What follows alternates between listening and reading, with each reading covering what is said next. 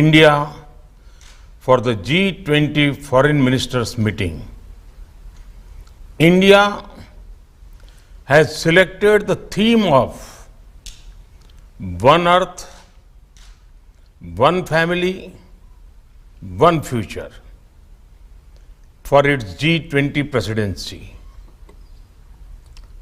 It signals the need for unity of purpose and unity of action. I hope that your meeting today will reflect the spirit of coming together for achieving common and concrete objectives. Excellencies, we must all acknowledge that multilateralism is in crisis today. The architecture of global governance created after the Second World War was to serve two functions. First, to prevent future wars by balancing competing interests. Second, to foster international cooperation on issues of common interests. The experience of the last few years, financial crisis, climate change, pandemic, terrorism, and wars clearly shows that global governance has failed in both its mandates. We must also admit that the tragic consequences of this failure are being faced most of all by the developing countries. After years of progress, we are at risk today of moving back on the sustainable development goals. Many developing countries are struggling with unsustainable debt while trying to ensure food and energy security for their people.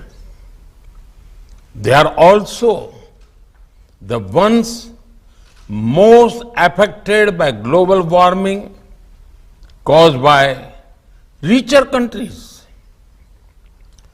This is why India's G20 presidency has tried to give a voice to the global south.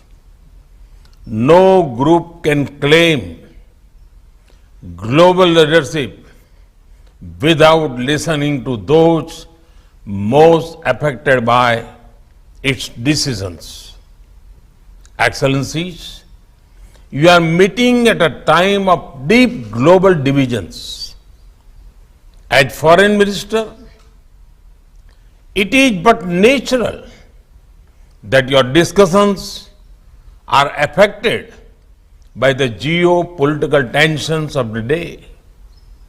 We all have our positions and our perspectives on how this tension should be resolved. However, as the leading economies of the world, we also have a responsibility toward those who are not in this room. The world looks upon the G20 to ease the challenges of growth, development, economic resilience, disaster resilience, financial stability, transnational crime, corruption, terrorism, and food and energy security. In all these areas, the G20 has capacity to build consensus and deliver concrete results.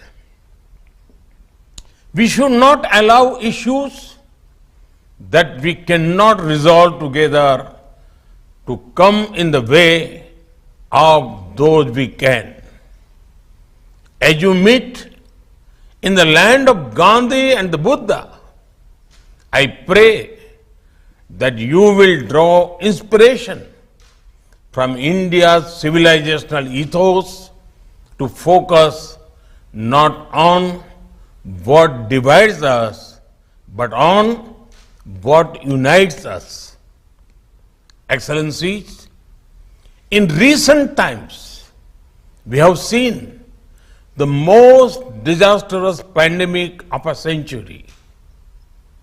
We have witnessed thousands of lives lost in natural disasters. We have seen global supply chains break down during times of stress. We have seen stable economies suddenly overwhelmed by debt and financial crisis. These experiences clearly show the need for resilience in our societies, in our economies, in our healthcare systems, and in our infrastructure. The G20 has a critical role to play in finding the right balance between growth and efficiency on one hand and resilience on the other. We can reach this balance more easily by working together. That is why your meeting is important. I have full trust in your collective wisdom and ability. I am sure that today's meeting will be ambitious, inclusive, action-oriented, and will rise above differences. I thank you and wish you all the best for a productive meeting.